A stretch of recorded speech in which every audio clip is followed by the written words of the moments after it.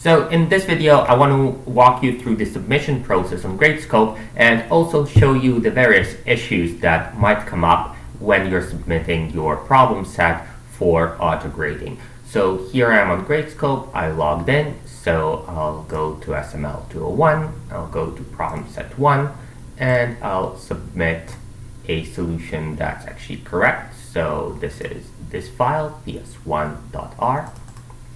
So I click upload,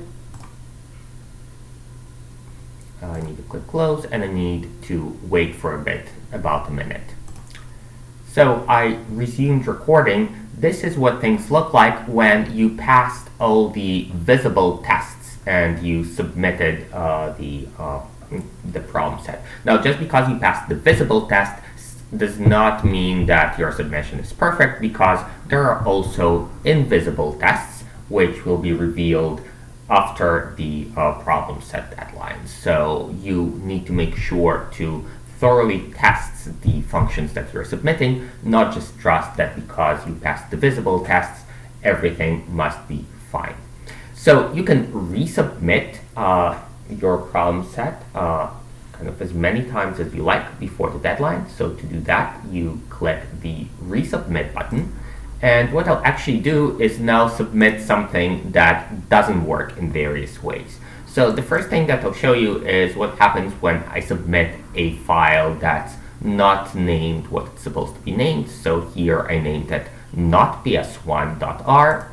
That's not what it's supposed to be. So I'll click upload,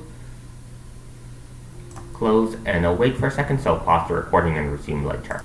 So this is what you will see if you submit an incorrectly named file. So basically, the autograder is going to try to read in ps1.r, but it can't. So that is why it's going to say cannot open file ps1.r, because I didn't actually submit it.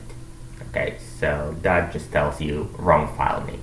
So next, I want to show you what happens when you misspell the name of a function. So here in ps1.r, that's the correctly named file, let's say that I forget the E and I'll just say range.length.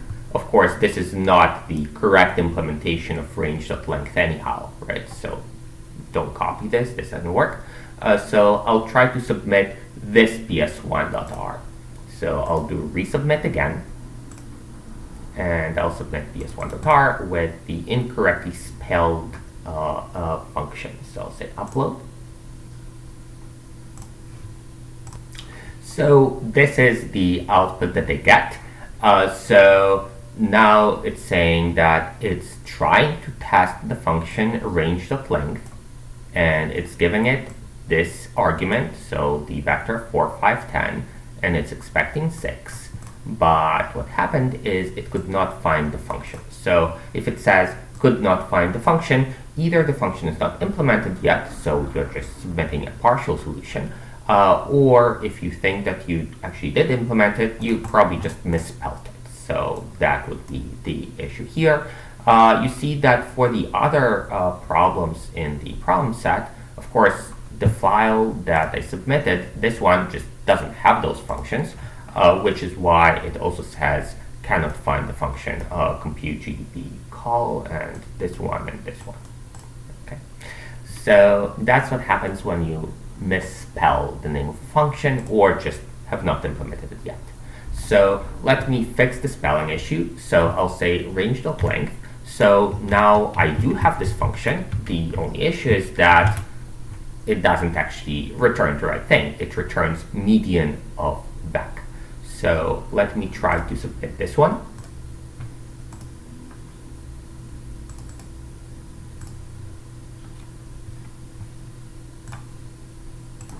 So here's what you get here. So we have, again, the same kind of thing that we saw before. So the input is like this, the function is like this, and we expect 6 because the range between 4 and 10 is 6, right? So it goes from 4 to 10, but we got 5. So similarly here, it tried it with this input, and it expected the answer 4 because the range from 1 to 5 is 4, but it got 3 because the median of this is 3, and if you recall, that is what we have been computing. So the other functions, as you see, are not just like not implemented yet. So one thing you might like to actually kind of copy and paste an example from here to see whether your function works on this input in R, and you can. So you'll need to do you'll need to make a slight modification here. So here you see that this is a data frame, but it's defined as this listing. So if I want to read it in, so I just copied it. So I'll now just try to read it into R. So the first thing I'll do is I'll paste it like this. So if I run this line, I get something like this, which is not a data frame. So if you want it to be a data frame, what you can do is you can say as data frame of the whole thing that I pasted, and then I also need a closing parentheses at the end of the last line. So that's going to be kind of somewhere far there, so I'll just put it over here. That is fine. So here it is. I'll just run everything. I'm just selecting everything here, so I pressed Shift and then I pressed up. And now I got a data frame. So if I wanted to save it, I could say like my gap binder like this. And that would be like this. So now it's saved. So now I can, for example, view my .gapminder, and that's the example that I got from Gradescope. It's just like a subset of the gapminder dataset, I think maybe modified a little bit.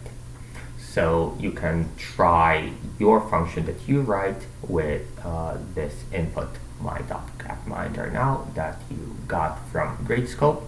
That's of course completely fine to do if you want. Similarly, you can do it with the examples for median range of GDP per capita as well. All right.